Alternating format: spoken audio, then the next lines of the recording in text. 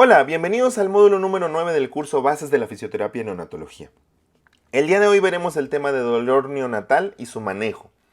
Y es que al hablar de dolor neonatal tenemos muchas mitos o falsas creencias que se han eh, ido quitando con los años o que se ha tratado de ir, pues sí, resolviendo con respecto a los años, defendiendo la idea de que el dolor neonatal existe y es una causa que debería, una situación que debería preocuparnos y deberíamos de ocuparnos en ella. Y es que durante años se había defendido la falsa creencia de que el recién nacido no era capaz de sufrir dolor por la misma inmadurez biológica que tenía por la prematuridad, sobre todo en los recién nacidos prematuros. Pero hubo un caso muy importante que fue un parteaguas o ha sido un parteaguas con respecto al dolor neonatal, que fue en 1985. Un recién nacido prematuro, Jeffrey Lawson, fue sometido a una cirugía de conducto arterial. Es aquí, en este punto, cuando el paradigma sobre el abordaje del dolor en el neonato empieza a cambiar apenas. La madre de este pequeño, de este paciente, demandó al equipo de profesionales que lo trataron indignada por el manejo sobre el dolor que habían realizado a su hijo, ya que durante el procedimiento quirúrgico el niño recibió exclusivamente relajantes musculares, pero sin tratamiento analgésico durante el posoperatorio.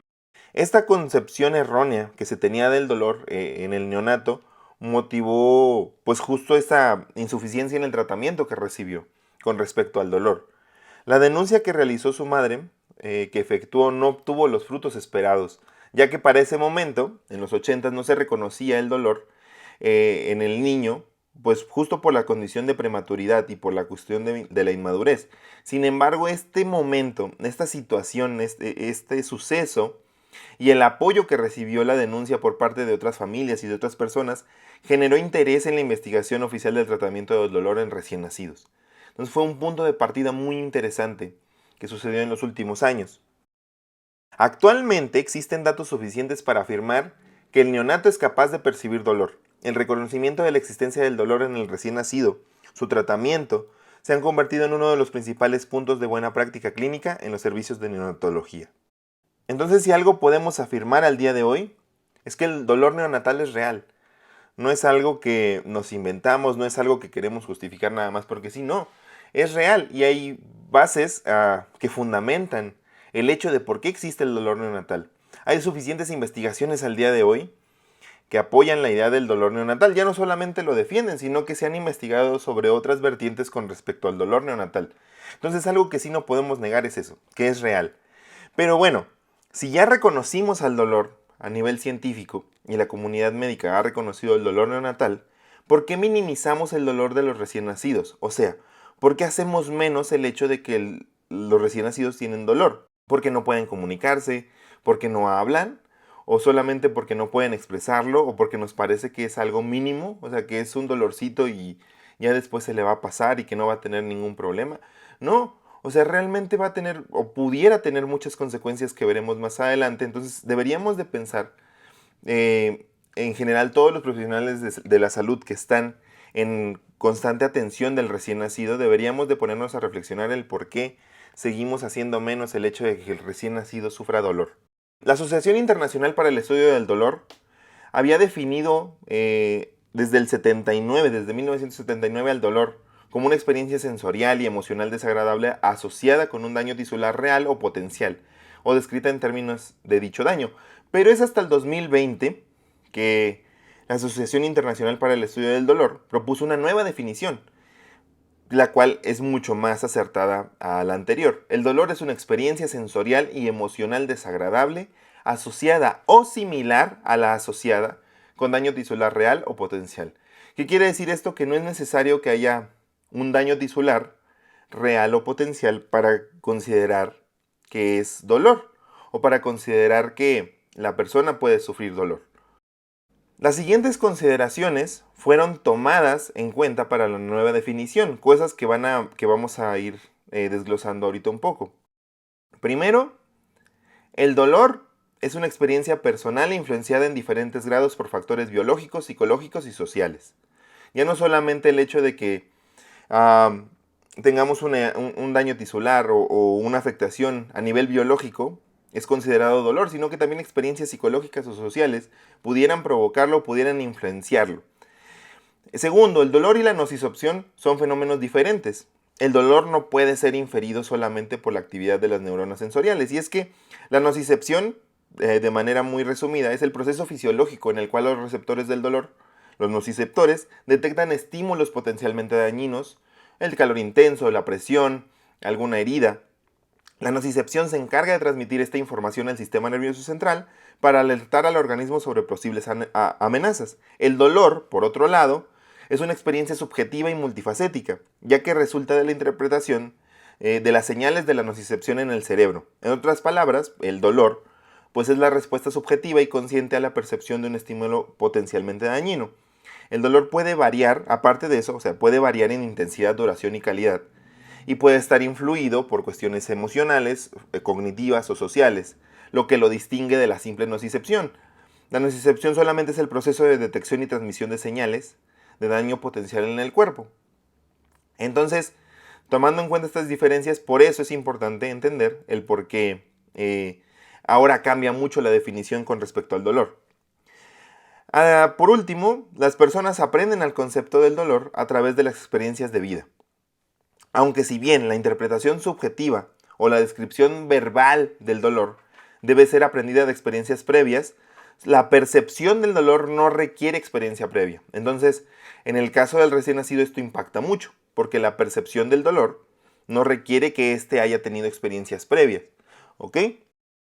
Para que podamos considerar que el recién nacido tiene dolor. Seguimos con estas últimas tres. Si una persona manifiesta una experiencia dolorosa, esta debe ser respetada. O sea, debemos de respetar el dolor si la persona lo manifiesta, ya sea de manera verbal o no verbal, que ahorita vamos para allá. Segundo, aunque el dolor usualmente cumple una función adaptativa, puede tener efectos adversos sobre la funcionalidad y el bienestar social y psicológico. Es importante aquí tener en cuenta que, en efecto, dolor es en un principio un mecanismo de defensa, cuya función es detectar y localizar los procesos que dañan las estructuras corporales, pero es también un fenómeno subjetivo que puede estar o no vinculado a una lesión o patología orgánica. Además, cuando esta vinculación existe, la intensidad del dolor no está necesariamente relacionada con la gravedad de la alteración que lo produce. Y por último, y lo más importante, y por eso lo recalqué, una de las maneras para expresar dolor es por la descripción verbal. La incapacidad para comunicarse no niega la posibilidad de que un humano o animal experimente dolor. La imposibilidad de comunicación no descarta de ninguna manera la posibilidad de que una persona perciba dolor y que necesite justamente un tratamiento adecuado para su alivio. Y esto impacta demasiado en cómo concebimos el dolor con respecto a los recién nacidos. Porque algo es un hecho. No pueden explicarlo de manera verbal, no pueden manifestar su dolor verbalmente. Pero sí tenemos signos, indicadores con los cuales podemos identificar que el paciente está sintiendo dolor o que está percibiendo dolor. Eso es lo que, a modo de resumen, ha ido moldeando la nueva definición con respecto al dolor. Y porque ahora podemos entonces sí tener una concepción más amplia con respecto al dolor neonatal. Aún sabiendo todo esto, sin embargo, pues el dolor en neonatología aún es insuficientemente tratado.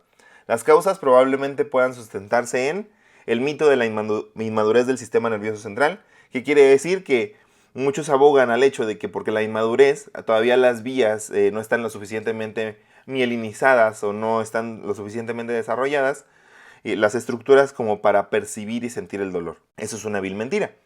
La segunda es que la subjetividad del dolor y la dificultad diagnóstica. Aquí quiere decir que como el dolor es subjetivo, pues pudiéramos estar confundiéndolo a lo mejor con estrés o a lo mejor solamente es llanto y no es dolor, ¿no? Y a veces también lo complicado que es identificarlo. Que más que complicado es la falta de preparación y de entrenamiento con respecto a evaluaciones para medir el dolor en el recién nacido. Y por último, el desconocimiento de la seguridad de las drogas analgésicas y las alternativas no farmacológicas. Porque sí, se desconoce todavía la seguridad en cuanto a cuáles son los fármacos que se pueden utilizar para el dolor con los mínimos efectos adversos. Pero también tenemos la otra cuestión, que no se conocen a pesar de tener diferentes alternativas no farmacológicas, no se terminan de conocer o no se terminan de darle la importancia. ¿Por qué? Porque estas medidas, justamente las que vamos a revisar o parte de las que vamos a revisar, tienen esta cualidad, que no son farmacológicas, no necesitan un medicamento, una droga analgésica. Se pueden realizar, incluso los efectos pueden ser mínimos. Y a pesar de eso, al día de hoy tenemos demasiada evidencia científica y artículos que se han ido publicando con los años. De hecho, ha habido un aumento gradual con respecto a las investigaciones en cuanto a dolor neonatal. Estamos hablando de que alrededor de los últimos 5 años se han estado publicando aproximadamente 1000 artículos por año con respecto a diferentes vertientes del dolor neonatal. Entonces no podemos negar el hecho de que en efecto el dolor neonatal es real y que existe. Y ya no solamente es eso, o sea, eso ya lo sabemos. ¿Qué vamos a hacer con ello? O sea, ¿qué estamos haciendo y hacia dónde vamos? Recordando un poco lo que habíamos visto en módulos anteriores con respecto al trauma médico infantil de la UCIN, una de las fundamentos con los que se basa lo que es el cuidado individualizado y el cuidado enfocado en el neurodesarrollo, este trauma médico infantil de la UCIN, esta teoría, nos habla de una tríada de experiencias acumulativas tempranas en la UCIN, que son el estrés, la separación de los padres, que es tal vez de las más importantes, y el dolor. Y que esta tríada puede influir en el neurodesarrollo del bebé en medio de posibles resultados de riesgo y resiliencia. Aunque el entorno de la UCIN, como si bien recordamos, pues está enfocado en salvaguardar o en tener medidas o en proporcionar medidas de salvamento posterior al nacimiento en cuestiones críticas, la experiencia puede ser perturbadora para varios aspectos clave del desarrollo temprano, poniendo a los recién nacidos, en este caso a los prematuros, en riesgo, pues justo de resultados adversos en su comportamiento, en su cognición, en sus emociones y en su neurodesarrollo en general. Entonces ya tenemos bien fundamentado también el hecho de que el dolor, y si a eso le sumamos el estrés y la separación de los padres que ha tenido el recién nacido, pues esto aumenta los daños que pudiera provocar. Que ahora, hablando de estrés, es importante también aclarar algo. Hay mucha literatura que lucha con este aspecto de... Tiene una especie de debate con respecto al dolor y el estrés. ¿Por qué? Porque resulta que ¿cómo podemos definir cuál es cuál? O sea, cuál es el dolor y cuándo es estrés. ¿Por qué? Porque los dos, tanto el dolor y el estrés, producen cambios fisiológicos, metabólicos y de comportamiento. Alteran cualquiera de estos tres aspectos. Además de eso, la aparición de dolor y estrés en los recién nacidos implica circuitos neuronales y endócrinos. Por lo tanto, las respuestas que surgen de ambos pues son las mismas.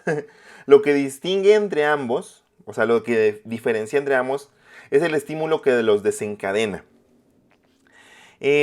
A pesar del estímulo que los desencadena, los atributos del dolor y el estrés suelen ser los mismos. Por eso es que es complicado definirlo. ¿Pero qué? ¿Nos vamos a esperar hasta saber o hasta aprender a diferenciarlos para tratarlos? No, porque realmente estamos viendo que cualquiera de los dos provoca o altera los mismos aspectos fisiológicos, metabólicos y de comportamiento. Hay algunas bibliografías que hablan que la única diferencia que puede existir es que el dolor esté desencadenado por daño tisular, pero ya vimos en la definición que puede ser por daño tisular o similar, o sea, pudiera no estar este daño tisular. Entonces, eso lo complica todavía más. Pero, para cuestiones prácticas, cualquiera de los dos va a afectar el comportamiento, la fisiología y el metabolismo del recién nacido. Entonces, sí o sí, cualquiera de los dos se pueden tratar, porque resulta que las medidas que vamos a aprender con respecto al tratamiento no farmacológico del dolor, pues pudieran servir para cualquiera de las dos.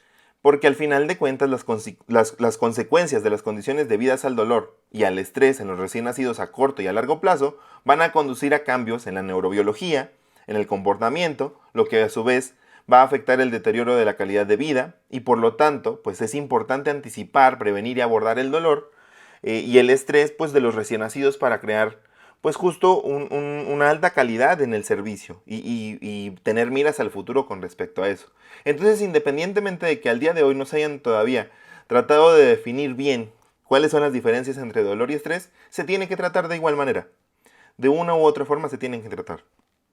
Ahora sí, entremos con respecto a fisiopatología del dolor neonatal, que si bien es un tema muy extenso, vamos a tratar de resumirlo lo más posible. ¿Qué pasa? Bueno, esta pequeña imagen que ven aquí habla con respecto a cómo se va desarrollando o desencadenando el dolor en el neonato. Primero hay un estímulo estresante y doloroso. El proceso comienza cuando el neonato pues experimenta un estímulo estresante o doloroso. Puede ser una punción en el talón o algún procedimiento invasivo. Después viene la transmisión del dolor. El estímulo doloroso va a ser detectado por los nociceptores y otras estructuras del cuerpo. Estos receptores van a generar señales eléctricas en respuesta al estímulo doloroso. De aquí, estas señales eléctricas van a viajar a lo largo de las vías nerviosas del dolor, que incluyen las vías espinales y los nervios periféricos. Después se va a dar el procesamiento central. Las señales de dolor van a llegar al sistema nervioso central, donde se van a procesar en diversas áreas del cerebro y la médula espinal. Después hay una respuesta neuronal. El cerebro va a procesar las señales de dolor y desencadenar respuestas neuronales. Estas respuestas pueden incluir la activación de neuronas sensoriales y la modulación en cuanto a la transmisión de señales de dolor. Después viene una liberación de neurotransmisores. En la sinapsis, que es la conexión entre neuronas, se van a liberar neurotransmisores, como la sustancia P, el glutamato, que van a contribuir a la transmisión y percepción del dolor. En el caso de que el estímulo doloroso también pueda haber un daño o una lesión, puede desencadenar una respuesta inflamatoria en el sitio de la estimulación. Esto va a implicar la liberación pues, de citocinas y proinflamatorias y la vasodilatación, lo que puede causar hinchazón, enrojecimiento, entre otras en el área afectada. Además de eso, el estrés y el dolor pueden activar el eje hipotalámico pituitario adrenal. El hipotálamo libera hormonas liberadoras que van a estimular la glándula pituitaria para liberar la hormona adrenocorticotrópica, que esta misma va a viajar hasta las glándulas suprarrenales, que responden liberando glucocorticoides, como el cortisol, en el torrente sanguíneo. Y por ende, todo este proceso pues, puede tener afectaciones en el neurodesarrollo. La exposición repetida del dolor y el estrés en neonatos puede tener efectos a largo plazo en el neurodesarrollo, contribuir a cambios morfológicos y funcionales en el cerebro, así como a respuestas afectivas y funcionales exageradas a experiencias dolorosas posteriores. Y esto lo vamos a revisar un poquito más adelante.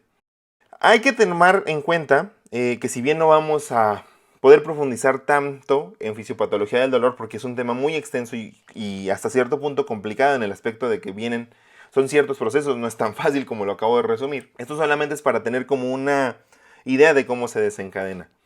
Pero estas siguientes afirmaciones nos van a servir para tomar en cuenta aspectos importantes con respecto al dolor neonatal.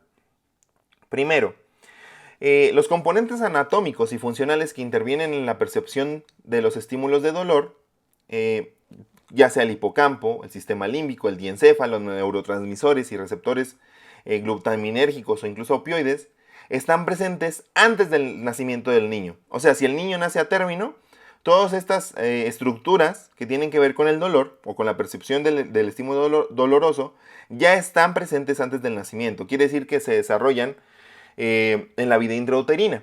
Lo cual que si un recién nacido nace prematuro, quiere decir que varias de esas estructuras ya van a estar desarrolladas o van a estar en desarrollo, lo cual hace efectivo el hecho de que perciba estímulos dolorosos.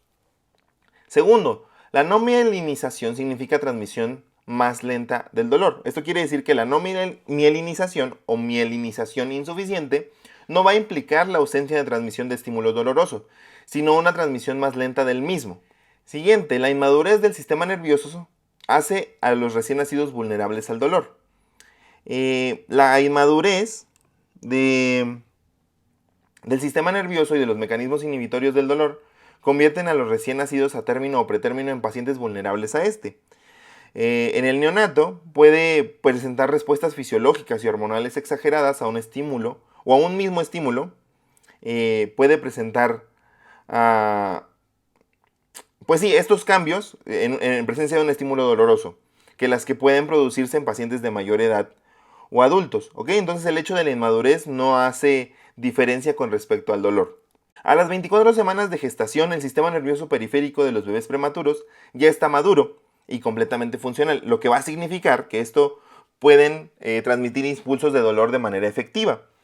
Si recuerdan, el límite de la viabilidad está en las 24 semanas. Quiere decir que aún si el recién nacido naciera a las 24 semanas, 25, el sistema nervioso periférico ya va a estar capacitado como para transmitir impulsos de dolor de manera efectiva. Los estímulos dolorosos estimulan un aumento bilateral en las concentraciones de hemoglobina oxigenada cortical, lo que va a indicar aumentos en el flujo sanguíneo cerebral que resultan de cambios en la actividad metabólica en las áreas corticales somatosensoriales. Siguiendo con las demás, la fisiología del dolor en recién nacidos prematuros implica tres partes del sistema nervioso: el sistema nervioso periférico, el procesamiento de la médula espinal, la modulación supraespinal y la integración del dolor.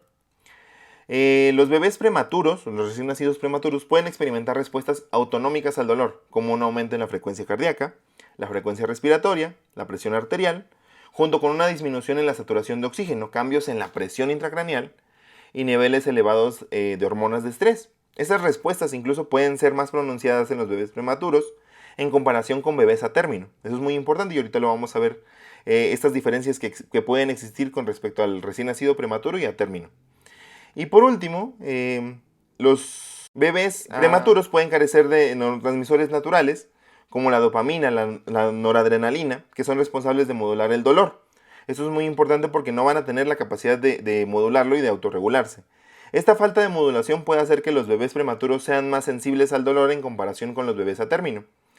Y ya por último, el sistema supraespinal, que involucra áreas con el tálamo, el mesencéfalo y la corteza cerebral, pues van a estar funcionalmente maduras en los bebés prematuros, lo que les permite percibir y reaccionar al dolor y recordar las experiencias dolorosas.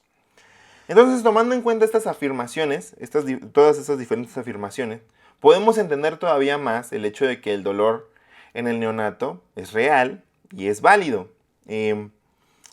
Y que tiene un fundamento importante y que no solamente en un solo artículo, son muchos artículos y muchas investigaciones que se han hecho para estudiar la fisiopatología del dolor de manera mucho más extensa y profunda y por ende pues justificar el hecho de que el dolor es real. Estas solamente son algunas afirmaciones para tratar de establecer ciertas ideas importantes con respecto al dolor neonatal, a diferencia del dolor en cualquier otro paciente de mayor edad. Ahora, veíamos también que puede haber ciertas diferencias con respecto a la edad gestacional, con respecto al dolor. La edad gestacional es un factor importante que influye en las respuestas al dolor de los recién nacidos prematuros. La edad es el factor contextual más estudiado en el dolor neonatal, de hecho. Para tener en cuenta las diferencias relacionadas con la edad gestacional, las escalas de dolor o algunas escalas de dolor que se ocupan en neonatos suelen incluir la edad gestacional como factor contextual, y algunos tienen diferentes puntos de corte para los bebés de diferentes edades gestacionales. Incluso muchos estudios han demostrado que las respuestas de los recién nacidos prematuros a las 26 semanas de gestación eran similares pero menos sólidas a las de un bebé o un recién nacido de mayor edad gestacional. Ahora, tenemos estos cuadros de manera muy resumida, este cuadro en el cual tenemos diferentes aspectos que pudieran diferenciarse con respecto al recién nacido prematuro y el recién nacido a término. Con respecto a las respuestas conductuales al dolor, en el recién nacido prematuro hay una menor actividad facial total en respuesta al dolor, como la protuberancia de la ceja, el cierre de los ojos y el surco nasolabial. En recién nacidos a término, las respuestas conductuales son más sólidas y maduras, en presencia de dolor. En los parámetros fisiológicos en respuesta al dolor, hay una menor saturación de oxígeno media, frecuencia cardíaca media más alta, incluso durante procedimientos dolorosos. En los recién nacidos a término, estos parámetros fisiológicos son más estables en respuesta al dolor. Con respecto a la modulación del dolor en el recién nacido prematuro es menos efectiva, ya que puede carecer de neurotransmisores naturales como la dopamina, la noradrenalina, lo que puede hacer que sean justo más sensibles al dolor. En el recién nacido a término es mucho más efectiva porque poseen una modulación más eficaz del dolor y estrategias de autorregulación. Con respecto a la simetría frontal y respuesta conductual, en el recién nacido prematuro, las respuestas son más bajas en bebés prematuros y aún así, si son todavía más prematuros, las respuestas suelen ser más bajas. Las respuestas conductuales del dolor pueden variar según la edad gestacional. Porque entre más prematuro, la respuesta conductual va a ser más baja. A diferencia de a término, que son respuestas más consistentes. Las respuestas conductuales pueden ser más pues justos y más consistentes en el recién nacido a término. Con respecto a la madurez del sistema supraespinal, en el prematuro pretérmino está funcionalmente maduro, permitiendo la percepción y reacción al dolor. En el de a término también está maduro, aquí sí no hay diferencia, y permite la percepción y reacción al dolor. Lo único en lo que van a estar iguales es que el sistema supraespinal va a estar desarrollado en cualquiera de los dos, entonces son capaces de percibir y reaccionar al dolor.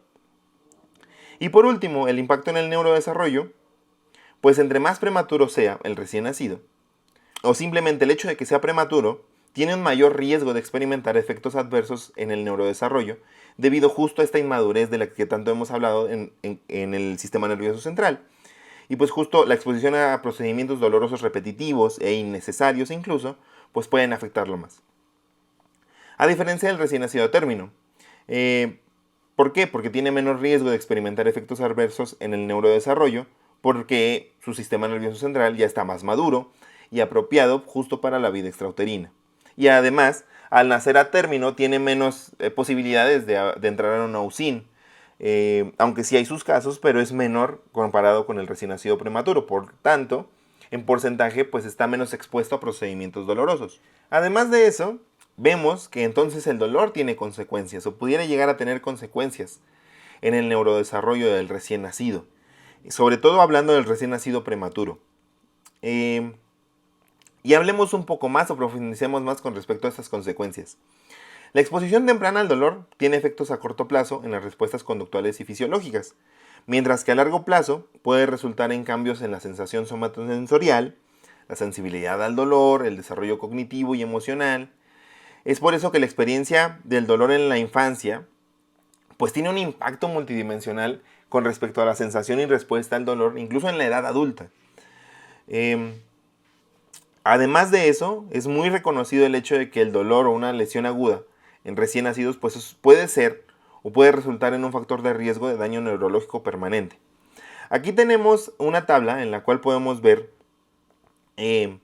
cuáles pudieran llegar a ser las respuestas a un estímulo doloroso en el recién nacido. Tenemos respuestas fisiológicas como la alteración de la frecuencia cardíaca, de la frecuencia respiratoria, de la presión intracraneal, la presión arterial, los niveles de saturación de oxígeno, náuseas y vómitos, la presencia de midriasis, disminución del flujo sanguíneo periférico, respuestas bioquímicas, hipercatabolismo, hipercortisolismo, hiperproducción de adrenalina, entre otras, y respuestas conductuales que se pueden observar, llanto, irritabilidad, insomnio, agitación, entre otras, pero siendo más específicos vamos a tener consecuencias justo a corto plazo que se van a dar en el momento y consecuencias a largo plazo que pueden ser posterior a semanas, meses o años incluso.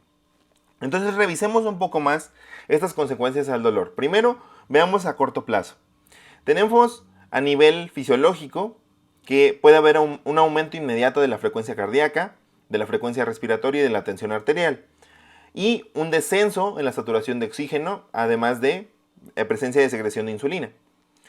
En cuanto a respuestas conductuales, puede aparecer llanto, respuestas faciales al dolor, que quiere decir fruncir el ceño, cerrar los ojos,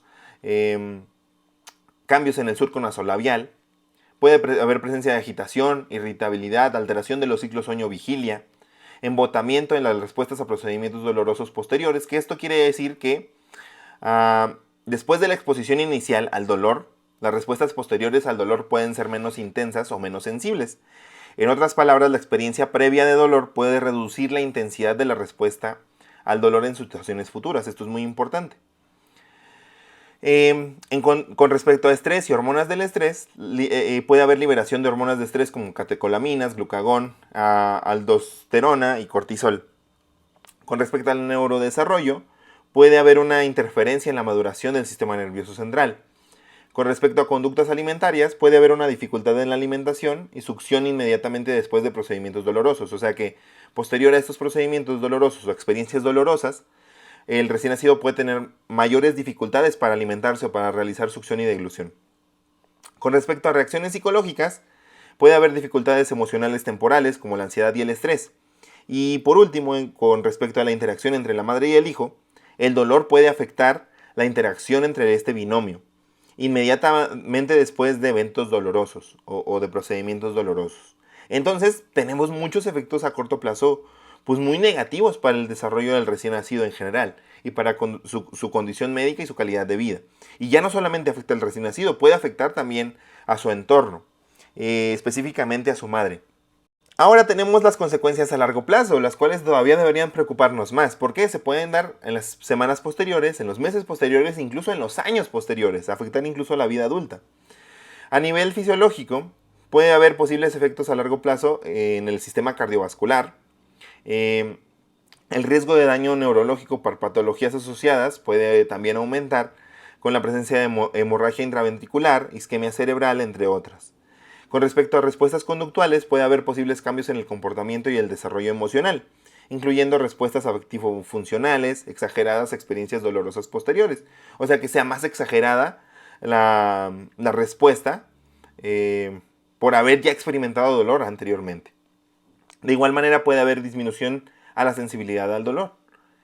En cuanto a estrés y hormonas del estrés, puede haber una posible relación con el desarrollo de trastornos de estrés a largo plazo y alteraciones hormonales, un aumento de la susceptibilidad a infecciones debido a la depresión del sistema inmune y muerte neuronal excitatoria en diversas estructuras encefálicas.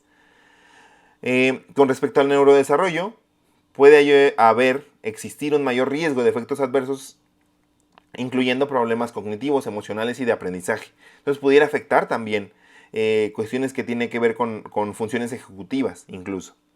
Con respecto a conductas alimentarias, hay una mayor probabilidad de que esté asociado con ansiedad o con catastrofismo en el dolor. O sea, que provoque conductas alimentarias que sean dañinas por la presencia del dolor y por la presencia de estrés incluso, trayendo posibles problemas de alimentación y de crecimiento a largo plazo. Con respecto a reacciones psicológicas, puede haber posibles problemas emocionales a largo plazo, incluyendo ansiedad, trauma relacionado con dolor en la infancia.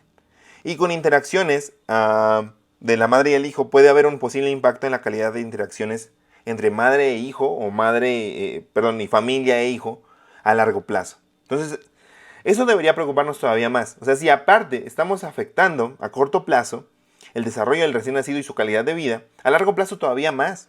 Y pudiéramos impactar al recién nacido de por vida. Y esto es importante porque a veces estamos sesgados con respecto a que vemos al recién nacido durante la UCIN, el tiempo que esté, y posterior a que se va de alta ya no lo vemos y ya no sabemos qué pasó con él. Entonces, pues eso crea un sesgo con el hecho de que pues, no sabemos qué pasa más allá. O sea, no sabemos cuáles son las cosas con las que tiene que lidiar y que pudieron ser consecuencia de cómo se le trató en la UCIN. Y eso debería de impactarnos mucho y debería de hacernos reflexionar. Ahora, pasemos con respecto a epidemiología del dolor neonatal, que va a ser igual a manera de resumen, ver algunos aspectos importantes con respecto a la presencia de dolor en el neonato. En una estadía de 3 meses en la UCIN se calcula que un recién nacido prematuro puede ser sometido a 300 procedimientos dolorosos, son demasiados, durante su estancia, con una exposición promedio de 7.5 a 17 procedimientos dolorosos por día. Estamos hablando de muchos procedimientos dolorosos en un solo día, 17. Siendo yo adulto, o siendo ustedes adultos, piensen nada más cómo se sentirían si estuvieran expuestos a 7 procedimientos dolorosos o hasta 17 procedimientos dolorosos. ¿Cómo se sentirían y cómo responderían ante eso? Ahora, lleven esto al hecho de que es un recién nacido y que es prematuro. Los procedimientos más comunes con respecto a causar efectos dolorosos en el recién nacido son la punción de talón, el cateterismo periférico, la intubación endotraqueal, el cateterismo central y el umbilical. Un estudio encontró que durante las 2 primeras semanas de vida, 89 bebés prematuros ingresados en una unidad de cuidados intensivos neonatales fueron sometidos a un total de 6.678 procedimientos dolorosos con 12.300 intentos. Esto es importante porque estamos hablando de intentos. Quiere decir que fueron procedimientos que se intentaron y no tuvieron un éxito. lo que va a equivaler a un promedio de 75 procedimientos por bebé prematuro. Esto, como les decía, es importante a tomar en cuenta porque sí, dentro de la UCI, por las complicaciones de que el recién nacido es muy pequeño, a veces las vías no son tan accesibles, los procedimientos a veces se intentan, o sea, se tiene que repetir porque el primero no salió adecuadamente, y no porque sea malo el profesional o no porque quiera estar intentando muchas veces. El profesional quisiera hacerlo una vez y que esa fuera la única, pero a veces por lo complicado que se vuelve por el paciente mismo, o sea, con respecto a la dificultad de realizar ciertos procedimientos, por lo chiquito que es, por lo inmaduro que es, por lo frágil que es, pues esto aumenta el hecho de que los eventos dolorosos aumenten. Estamos hablando de que los intentos son más con respecto a los procedimientos mismos. Leí un caso hace no mucho, por platicárselos rápido, de un recién nacido que murió en un UCIN porque se multipuncionó. Quiere decir que recibió múltiples punciones, que son varios eventos dolorosos, resumiéndolo, en un tiempo muy corto, lo cual provocó que el recién nacido entrara en paro y falleciera posteriormente. Entonces esto debería de impactarnos mucho porque el dolor puede provocar hasta la muerte. Estresar tanto al niño, causar tantos efectos que pudieran afectar su estado biológico y su estado fisiológico, provocándole incluso hasta la muerte. Entonces esto debe de impactarnos demasiado, demasiado, y debe de hacernos reflexionar. Tomando en cuenta toda esta información, todo este contexto, ahora sí, ¿qué podemos hacer para disminuir las experiencias dolorosas en el recién nacido hospitalizado? Ya conociendo el dolor, conociendo cómo se produce, que hay una fisiopatología, que hay consecuencias, que hay diferencias y todo lo que puede abordar el dolor en sí, ya teniendo este conocimiento, ¿qué podemos ahora sí hacer para disminuir estas experiencias dolorosas en el recién nacido hospitalizado y que tengan un impacto menor o reducir el impacto con respecto a su desarrollo? Esta imagen que vemos aquí, y es algo que hemos estado repitiendo mucho, y es que el cerebro se nutre de la experiencia. Se nutre de experiencias como el input sensorial, o sea, toda la información que registra del exterior con respecto a sus sentidos y las sensaciones, los ciclos de sueño y vigilia, las interacciones, el afecto, la alimentación y el movimiento, ya sea la ausencia o la falta de movimiento. Entonces, de todos estos conceptos o de todas estas vertientes, el cerebro se nutre. Y aquí lo importante es entender que se puede nutrir de manera negativa y de manera positiva. ¿Por qué? Porque todos estos aspectos que están aquí pudieran ser negativos y afectar el desarrollo cerebral. Pero si damos al cerebro o lo nutrimos de experiencias positivas con respecto a input sensorial, a ciclos de sueño vigilia, interacciones, afecto, alimentación y movimiento, vamos a provocar pues, una mejora en el neurodesarrollo. Pero si lo alimentamos de dolor, de estrés, de separación de los padres y de muchas otras cosas, pues vamos a afectar el desarrollo del recién nacido. Si recordamos también con respecto a este artículo donde habla de las intervenciones de terapia neonatal en la unidad de cuidados intensivos neonatales, recordamos este aspecto con respecto a intervenciones para facilitar un estado de calma y organización motora, que son, por mencionar algunas, la succión no nutritiva, la contención, el cuidado piel con piel, el posicionamiento, incluso la hidroterapia. ¿Qué quiere decir? Que todas las intervenciones que están enfocadas en facilitar un estado de calma y organización motora se pueden realizar en cualquier momento del recién nacido. Claro, va a haber excepciones con respecto al estado médico individual de cada recién nacido, pero de manera general, las intervenciones que faciliten un estado de calma y de organización motora se pueden realizar en todo momento. En todo momento a partir de que el recién nacido ingresó a la UCIN. ¿Ok?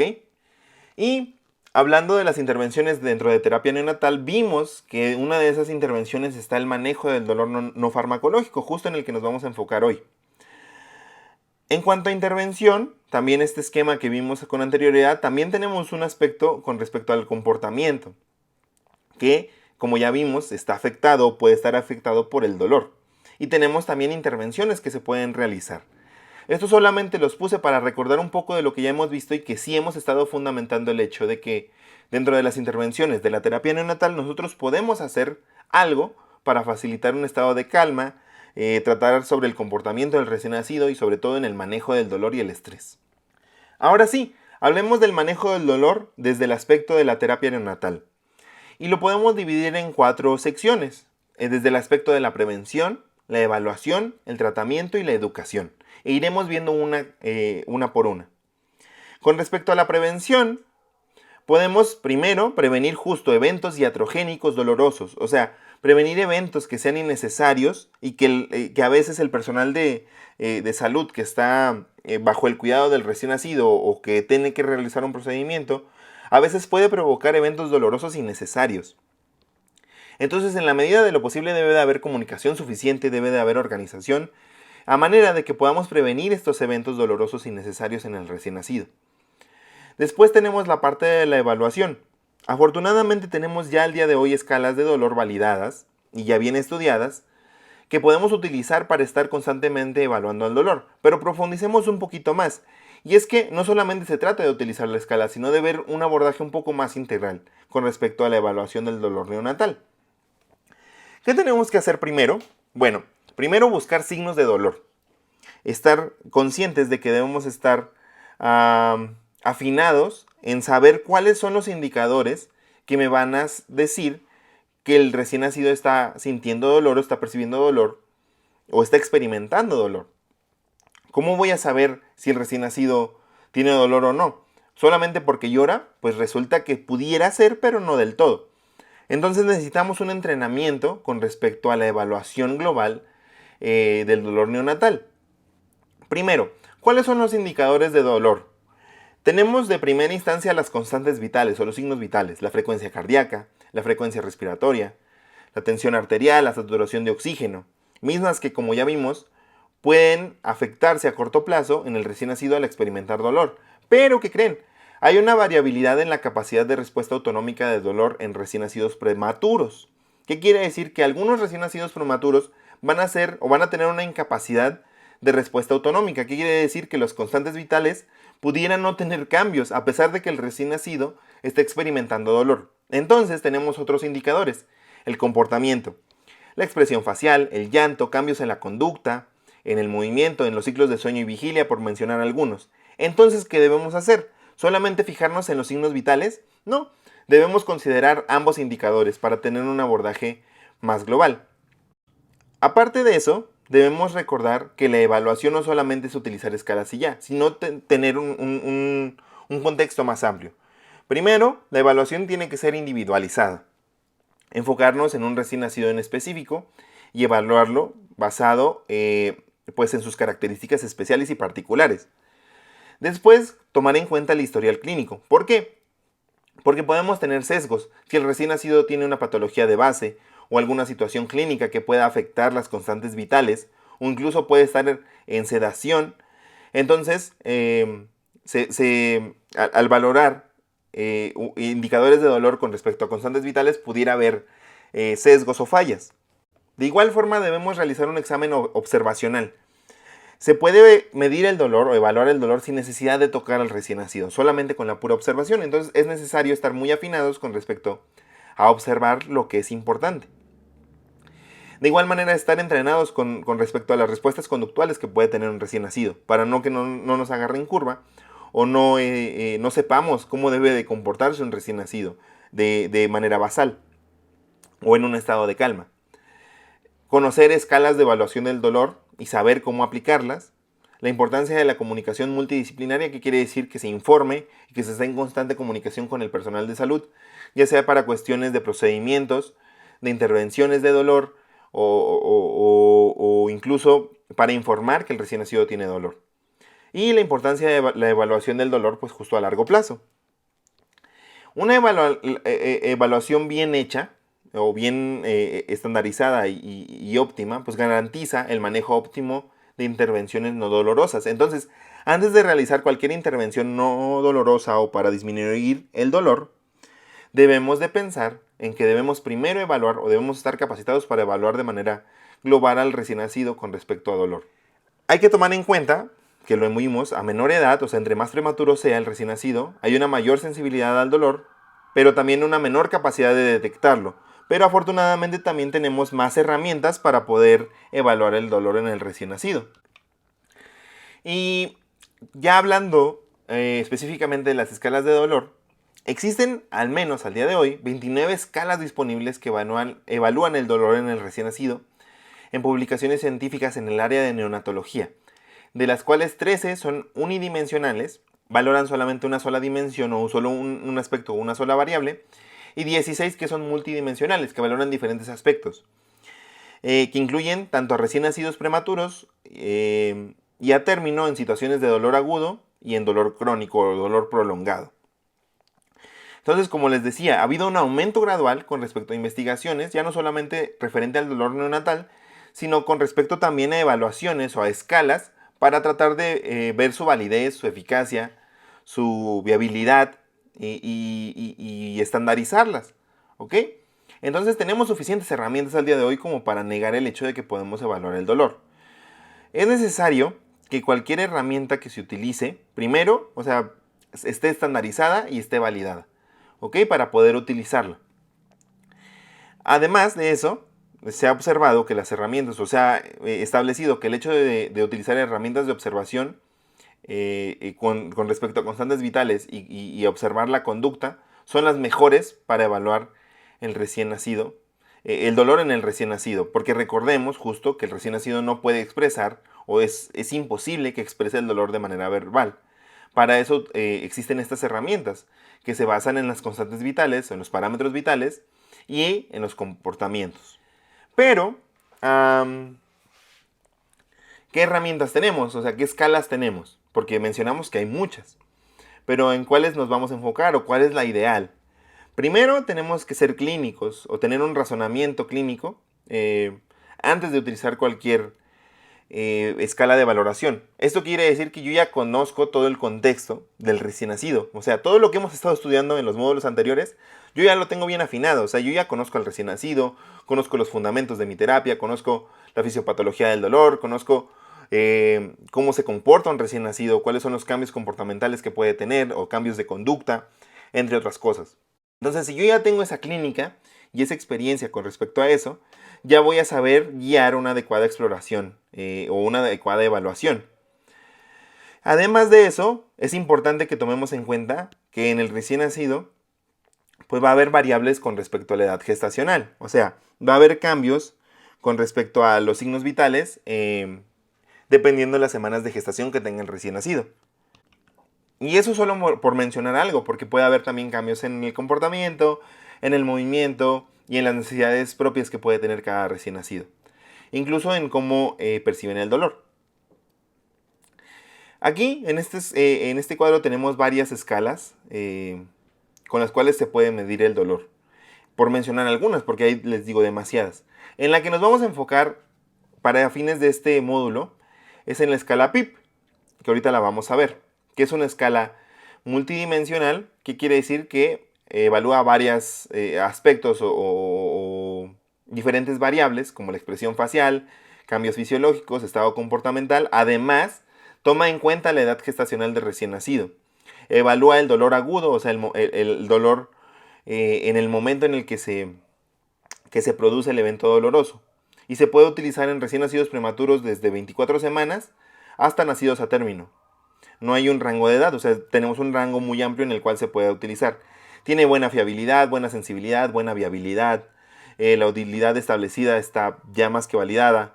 La fiabilidad interobservador, que quiere decir que entre si lo evalúa uno u otro, no hay tantos cambios, o sea, es aceptable, hay una consistencia, una validez de contenido, entre muchas otras cosas. Entonces, es una escala de las más utilizadas, de las más comunes, y incluso ya revisada en los últimos años, con la cual puede ser un punto de partida para valorar el dolor. Les digo, no es la única. No hay un gol estándar con respecto a evaluaciones o escalas de dolor, al menos al día de hoy. Pero esta es una de las más completas que nos puede llegar a servir.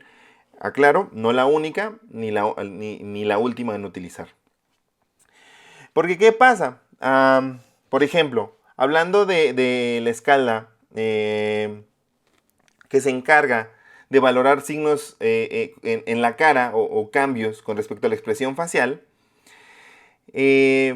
solamente valora esto: el ceño fruncido, ojos fuertemente cerrados, si hay una profundización del pliegue nasolabial, si la lengua se tensa, si hay una vibración del mentón, si los labios están abiertos. Si solamente nos fijamos en el código facial del recién nacido, o sea, solamente en la expresión facial, pues tuviéramos un sesgo importante, porque hay que recordar que la experiencia previa de dolor puede reducir la intensidad de la respuesta al dolor en situaciones futuras.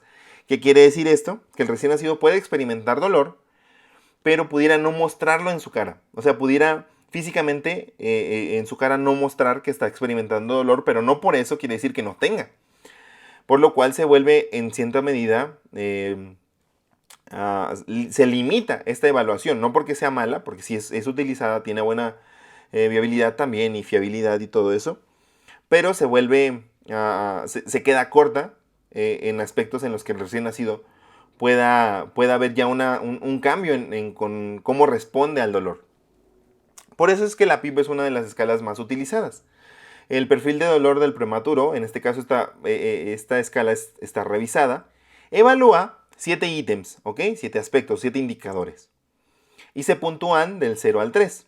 Al finalizar la puntuación máxima, podemos establecer que si la puntuación máxima es menor a 6, el dolor que está experimentando o no existe o es mínimo. Si tenemos una puntuación total de 7 a 12, el dolor es moderado, y si hay mayor a 12, el dolor es intenso, o sea, había mucho dolor. ¿Ok? Ahora sí, ¿cómo la vamos a evaluar? Pues resulta que tenemos 4 pasos. El paso 1, observar al bebé durante 15 segundos en reposo y puntuar los indicadores fisiológicos basales. En la frecuencia cardíaca tenemos que anotar la frecuencia cardíaca máxima y la saturación de oxígeno mínima.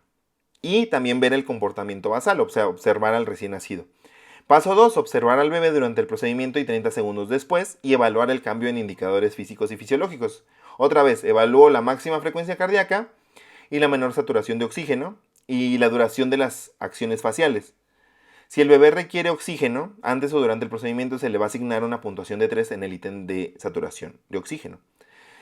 En el paso 3 se puntúa ya la edad gestacional corregida actual y el estado de comportamiento basal si la puntuación subtotal es mayor a 0.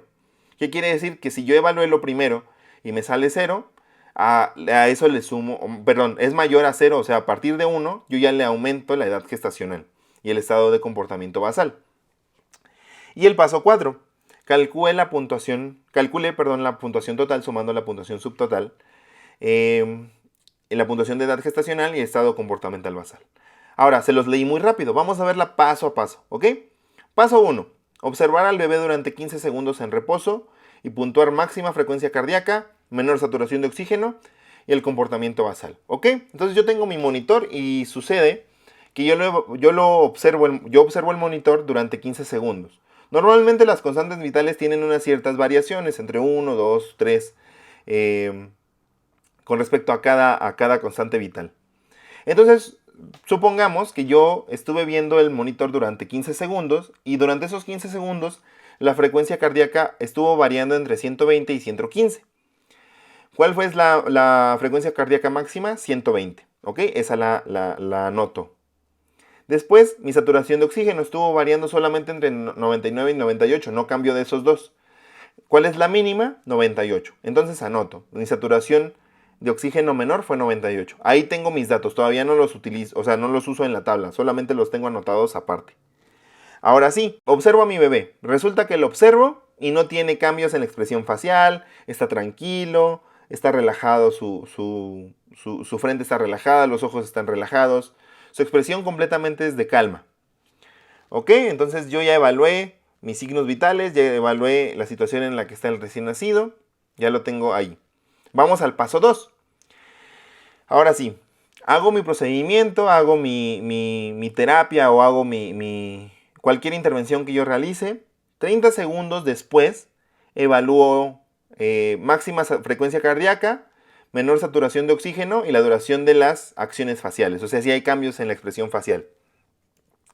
Entonces, veo el monitor 30 segundos después y resulta que 30 segundos después de que yo le hice cualquier intervención que haya hecho, la frecuencia cardíaca máxima fue de 145.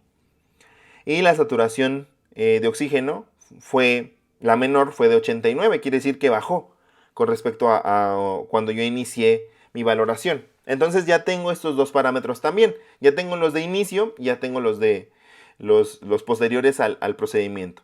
Ahora evalúo la expresión facial de recién nacido. Pues el recién nacido ya está irritable, ya está llorando, ya tiene expresiones faciales importantes. El ceño fruncido, el surco nasolabial y los ojos ya los apretó. Muy bien, entonces calculo cuántos segundos dura con cada expresión. Supongamos que en el ceño fruncido duró 15 segundos con la expresión. En el surco nasolabial duró 19 segundos y los ojos apretados los apretó durante 23 segundos. ¿Ok? Ahora, voy a mi tabla. Ahora sí. Primero empiezo con respecto a los cambios en la frecuencia cardíaca. Mi frecuencia cardíaca final fue de 145, le resto la basal, menos 120. Entonces me da un número, un 25. ¿Ok? Entonces busco en mi tabla y en mi tabla resulta que en los cambios de frecuencia cardíaca, cuando es mayor a 24, se le puntúa a 3, entonces puntúo 3. Ahora, resto la saturación de oxígeno. Empecé con 98 y le resto la 89, que fue la después.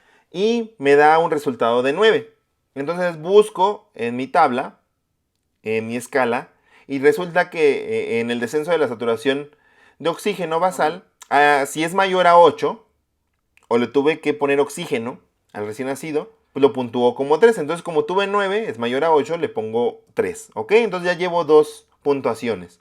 Ahora vamos con la expresión facial. Primero el ceño fruncido.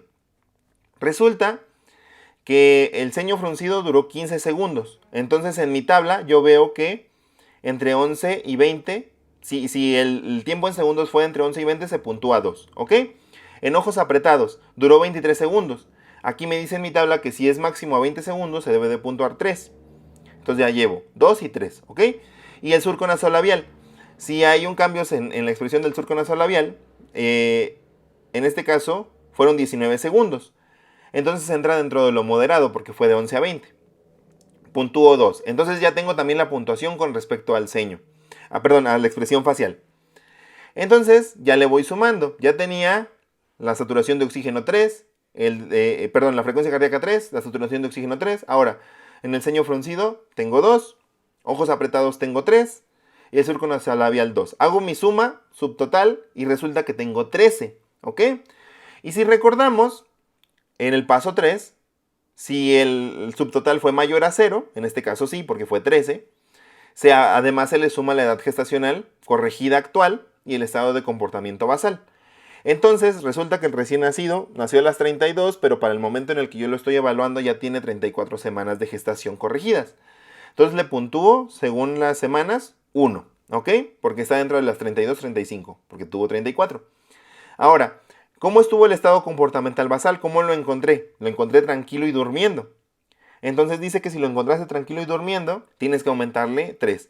Entonces al 13 le sumo 1 de la edad gestacional y 3 del estado comportamental, que me dio un total de 17.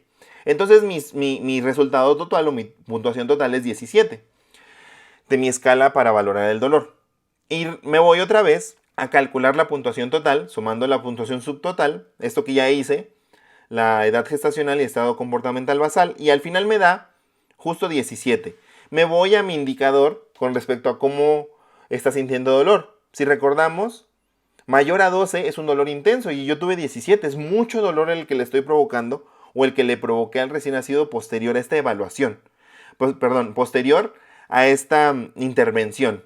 Esto nos sirve para saber si nuestras intervenciones que estamos realizando están provocando dolor o no. O si las intervenciones están provocando dolor mínimo, moderado o intenso. Y esta escala es muy sencilla de utilizar y muy fácil y es gratuita, o sea, no te cuesta nada hacerla, más que el tiempo que le vas a invertir, que realmente son segundos. Entonces, espero que les haya quedado claro y que puedan utilizarla para saber cómo puntuar el dolor, sobre todo utilizando esta escala en recién nacidos dentro de la UCIN. Ahora sí, yo ya utilicé mi escala, yo ya sé que mi recién nacido está sufriendo dolor. ¿Qué puedo hacer? O sea, ¿cuáles son las intervenciones terapéuticas en el manejo del dolor? Recordamos este esquema. que estuvimos viendo, ya vimos la prevención, ya vimos la evaluación, ahora el tratamiento. Hay diferentes intervenciones o estrategias que se pueden utilizar dentro del manejo del dolor. Aquí solamente mencioné algunas. Primero, la modificación del entorno, la contención y el posicionamiento, el uso de hidroterapia, maniobras de calma motora, estimulación sensorial, conductas motoras autorreguladoras, el uso de succión no nutritiva, el uso de sacarosa o de glucosa y de igual manera la lactancia materna y el método madre canguro o el contacto piel con piel. Estas solamente por mencionar algunas de las intervenciones que podemos nosotros como personal de salud y como terapeutas neonatales utilizar para disminuir las experiencias dolorosas en el recién nacido. Primero, con la modificación del entorno podemos hacer cambios o controlar el ambiente del ruido y la luz, comunicarnos con el personal médico y hacer énfasis con respecto a eso y estar no de una manera prepotente ni positiva, pero sí crear conciencia con respecto al demás personal de la importancia de controlar el ruido y la luz. Respetar los ciclos de sueño y vigilia, que quiere decir que si yo voy a realizarle una intervención al recién nacido, sea cual sea, debo de respetar estos ciclos de sueño y vigilia. No voy a llegar yo y despertar al recién nacido y órale, te voy a hacer lo que tengo que hacer porque se me va el tiempo y tengo que comer y tengo que hacer más cosas y si no, ya no lo hice. No, se tienen que respetar estos ciclos. De igual manera, agrupar tareas, que quiere decir organizarme. Organizarme no solamente yo, sino todo el personal que atiende al recién nacido para utilizar los momentos más adecuados y disminuir las experiencias dolorosas. De igual manera, la selección de procedimientos. Hacer un chequeo con respecto a cuáles procedimientos sí se pueden utilizar y cuáles no. Primero, con respecto al ruido. La Academia Americana de Pediatría recomienda que el ruido se mide en decibeles, ¿ok? Que para el día se utilicen máximo 45 decibeles y en la noche mínimo 35 decibeles. Afortunadamente hay aparatos para medir los decibeles, como el que está en esta imagen, que se pueden conseguir a muy buen precio, con el cual se pueden medir, porque hay algunas usines cuentan con decibelímetros con el cual se pueden medir la cantidad de ruido, pero otras no. Entonces podemos comprar estos aparatitos muy fáciles de conseguir, muy baratos, con los cuales podemos prenderlo y ahí, con respecto al ruido que hay en el ambiente, percibe cuánto ruido está habiendo. Porque tenemos varios parámetros. Resulta que la voz normal está entre 50 y 60 decibeles. Solamente la voz. O sea, quiere decir que si el personal está hablando, está platicando, está produciendo 50 a 60 decibeles. Es mucho más de lo que debería tanto de día como de noche. El mismo motor de la incubadora va de 50 a 86 decibeles. Se aumenta el ruido que debería.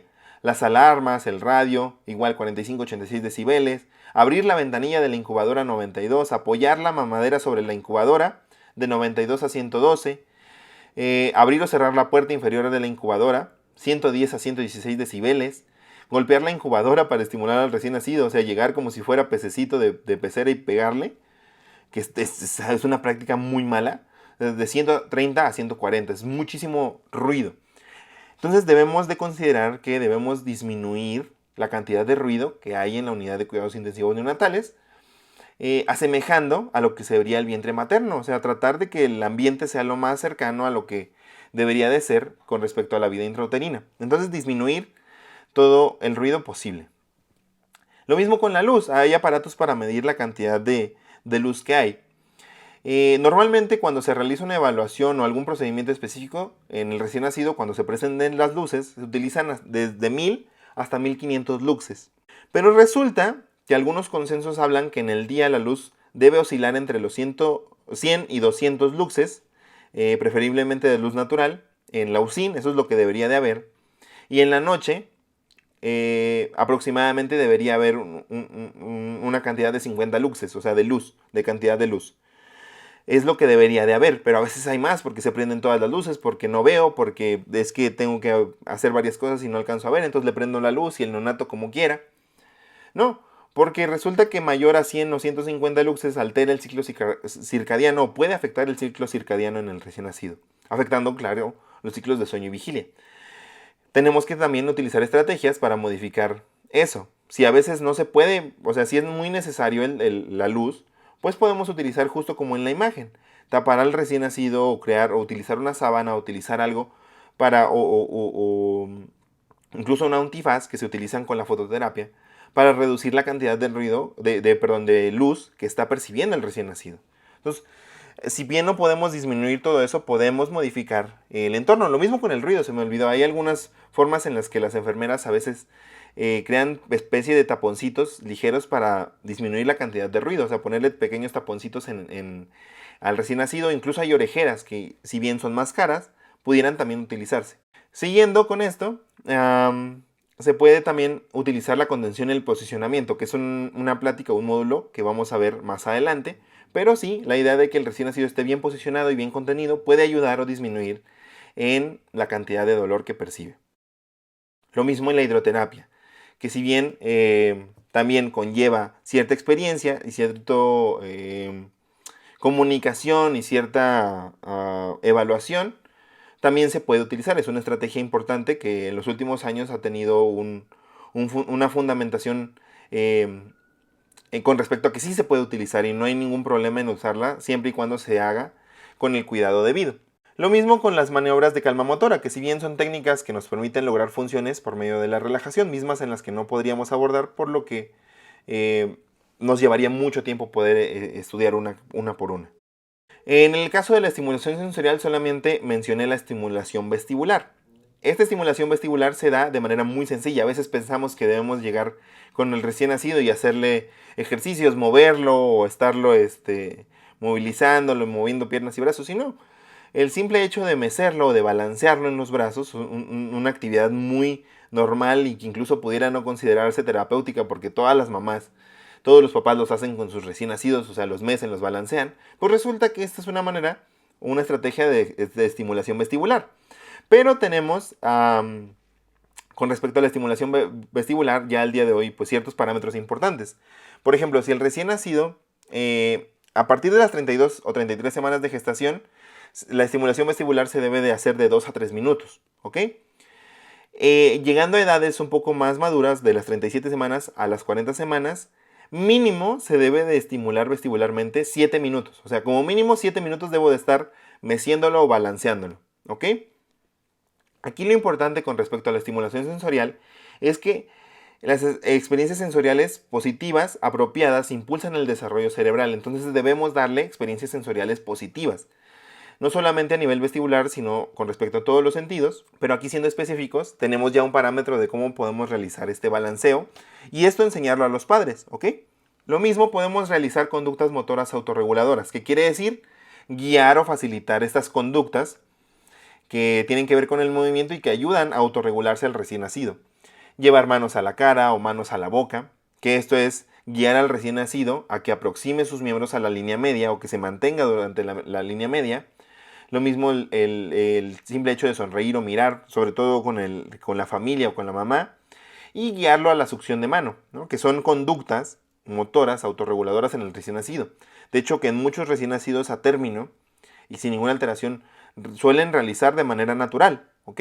Son conductas así, pero ¿qué pasa en el recién nacido prematuro o pretérmino? Estas conductas pueden no darse de manera natural por la misma inmadurez y por el cambio abrupto de la separación y todo el estrés y demás, entonces debemos enseñarlas o facilitarlas. También el uso de la succión no nutritiva, que la dosis mínimamente efectiva es que debe de realizarse succión no nutritiva mayor a 3 minutos. Importante, como ya lo vimos en las acciones esenciales de la seguridad del paciente, guante, enjuagar con agua estéril en caso de que presente talco o polvo y ya poder posteriormente realizar la succión. Nunca con mano, por cuestiones legales, así sea la madre o el padre, por cuestiones legales y de higiene, no debe de ser con la mano sin protección. Siempre debe de ser o realizarse con guante.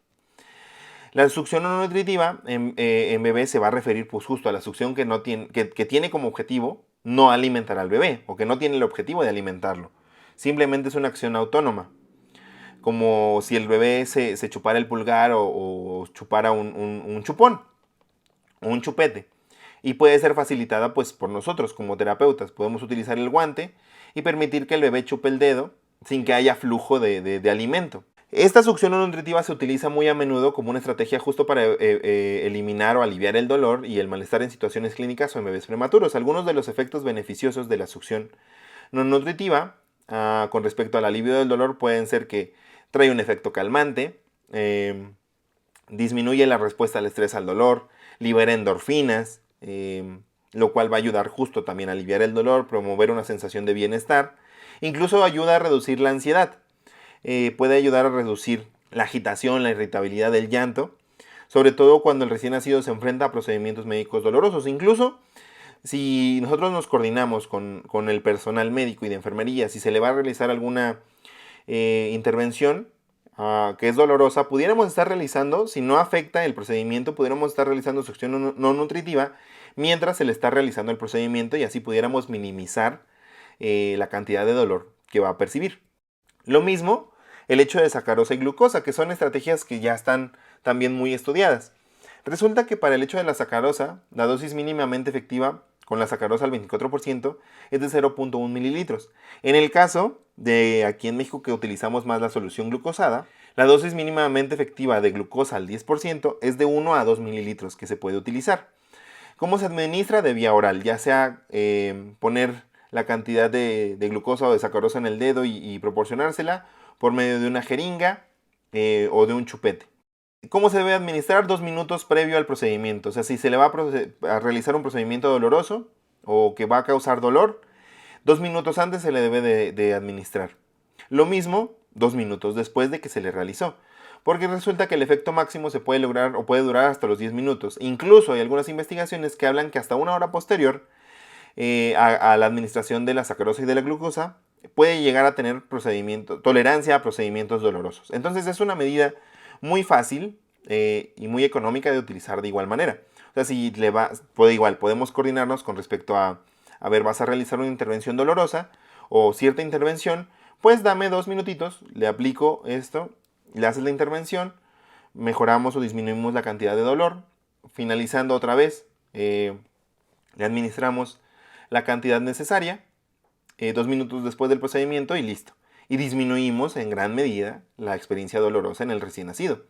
¿Qué beneficios va a tener? Pues que el uso de sacarosa o glucosa nos trae liberación de opioides endógenos. La sacarosa estimula la liberación de opioides endógenos como endorfinas, por mencionar algunas. Lo cual estas endorfinas pues tienen propiedades analgésicas naturales, pueden reducir la percepción del dolor. Además que el uso de sacarosa y glucosa también activa vías de placer, ¿no? El sabor dulce activa estas vías cerebrales que están asociadas con el placer, con la recompensa, lo cual puede ayudar a hacer un efecto de distracción al bebé y pues proporcionar una sensación de bienestar. Además que incluso pueden influir en la percepción del dolor, lo que puede hacer que el bebé justo sea menos sensible al dolor en el momento en el que se le realiza un procedimiento. Y también podemos utilizar lactancia materna, ¿ok? Que en esto no voy a profundizar, pero si la mamá está cerca o está durante la visita, se puede utilizar, que si es viable realizar el procedimiento mientras se le está dando lactancia materna, se pueda realizar así. ¿Por qué? Porque tiene un efecto calmante, también produce liberación de endorfinas, fortalece el vínculo entre la madre y el hijo porque el contacto de la lactancia fomenta el apego y el vínculo y por ende contribuye también al alivio del dolor. De igual manera, una de las estrategias más conocidas y con mayor fundamento que se han utilizado al día de hoy, el método madre canguro o el contacto piel con piel, que implica colocar al recién nacido prematuro o al recién nacido sobre el pecho desnudo de la madre o el cuidador, de manera que la piel del bebé esté en contacto directo con la piel de la madre o del cuidador. Normalmente se coloca al recién nacido en posición vertical en el pecho de la madre o el cuidador, de modo que la cabeza del bebé quede cerca del pecho y el abdomen quede en contacto con el cuerpo del adulto. Esta técnica pues va a promover el contacto físico y emocional continuo entre el bebé y su cuidador primario. Se llama método madre canguro porque el bebé asemeja una posición similar a la del canguro en una bolsa, de ahí nació el nombre. También ayuda a la regulación de la temperatura, al alivio del dolor, produce un mayor vínculo y promueve la lactancia materna, lo cual promueve también un desarrollo saludable en el recién nacido, además de que proporciona un ambiente emocionalmente seguro y confortable para el bebé, lo que ayuda pues justo a disminuir el dolor, la ansiedad y el estrés, y disminuye también la separación, que fueron parte de lo que veíamos con respecto al trauma infantil, ¿no? Disminuye todo eso y que provoca ese trauma. Entonces es una de las técnicas mucho más utilizadas en la UCIN y que deberíamos de estar constantemente promoviendo. Así que Ya para terminar, tenemos todas estas estrategias que podemos utilizar o en las que podemos coadyuvar al personal de enfermería y al personal médico para que pues disminuyamos la experiencia dolorosa en el recién nacido. Así que ya para concluir tenemos esto. Primero, que las acciones o estrategias no farmacológicas nos ayudan a reducir la exposición a medicamentos, o sea, menos administración de medicamentos con menos efectos secundarios y justo minimizarlos. La implementación de estrategias como el contacto piel a piel, la succión no nutritiva y la estimulación sensorial positiva pueden mejorar significativamente la experiencia del recién nacido en situaciones dolorosas. ¿Ok? Cualquiera de estas estrategias puede mejorar significativamente la experiencia del recién nacido y también coadyuvar a su neurodesarrollo. La necesidad de estrategias individualizadas que se ajusten a las necesidades de cada bebé y minimicen su exposición al dolor. O sea, necesitamos estrategias, no generalizarlas, sino individualizarlas para que se adapten a cada uno de los recién nacidos que atendemos. Y por último, la educación continua y la actualización en las mejores prácticas con respecto al dolor neonatal van a ser cruciales para garantizar que se brinde la atención más segura y efectiva a los recién nacidos en la UCIN. ¿Qué quiere decir? Que debemos estar educándonos continuamente y actualizándonos en las mejores prácticas con respecto al manejo del dolor neonatal. Y no solamente nosotros, sino también incitar a que si en nuestras unidades a veces hay cierta resistencia con respecto a eso, pues ir poco a poco, creando puentes de comunicación, creando estrategias de modo que poco a poco podamos lograr grandes cambios y impactar en el neurodesarrollo del recién nacido con respecto al dolor y a la experiencia dolorosa. Así que bueno, ya para terminar con esta frase, el dolor genera sufrimiento y angustia. Debe ser prevenido con una recepción amigable y atenta, con una nueva mirada en las personas al nacer. Tenemos que tener una nueva mirada con respecto al dolor en el recién nacido. Así que bueno, espero que este módulo te haya gustado, hayas aprendido mucho. Fue un poco más extenso a los demás y sobre todo que reflexiones con respecto a la importancia del dolor neonatal y que sepas que hay demasiadas estrategias al día de hoy que se pueden utilizar y que pueden ser de ayuda para poder evaluar el dolor en el recién nacido y tratarlo. Y que en cierta medida tenemos suficiente como para poder disminuir la experiencia dolorosa en el recién nacido prematuro y en el recién nacido a término mientras se encuentre hospitalizado. Así que bueno, nos vemos en el siguiente módulo.